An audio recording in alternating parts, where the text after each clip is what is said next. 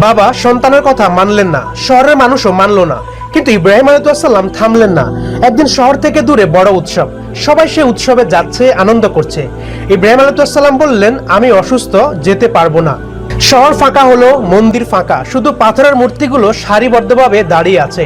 ইব্রাহিম আলাইহিস সালাম মন্দিরে ঢুকলেন, মূর্তিগুলো সামনে রাখা খাবার দেখলেন, ব্যঙ্গ করে বললেন, তোমরা খাচ্ছ না কেন? তারা নীরব। তোমাদের কি হলো, কথা বলছো না কেন? তাও তারা নীরব। তারপর তিনি একটার পর একটা মূর্তি ভাঙলেন, সবগুলো ভাঙলেন, শুধু একটা রাখলেন, সবচেয়ে বড়টা। তার গলায় ঝুলিয়ে রাখলেন কুঠারটা। মানুষ ফিরে এলো, মন্দিরে ঢুকে দেখলো ধ্বংসস্তূপ। চিৎকার, কে করেছে এটা? কে সাহস করেছে? কেউ বলল ইব্রাহিম নামে একজন এগুলোর বিরুদ্ধে কথা বলতো। ইব্রাহিম আলাইহিস সালামকে ধরে আনা হলো সবার সামনে, জিজ্ঞেস করা হলো, তুমি কি এটা করেছো? ইব্রাহিম আলাইহিস সালাম শান্তভাবে বললেন, ওই বড় মূর্তিটাই করেছে, ওকে জিজ্ঞেস করো, যদি সে কথা বলতে পারে। ইব্রাহিম আলাইহিস সালামের এই কথা শুনে সবাই থমকে গেল। মাথায় এলো, সত্যিই তো, এই মূর্তি কথা বলতে পারে না, কিছুই করতে পারে না।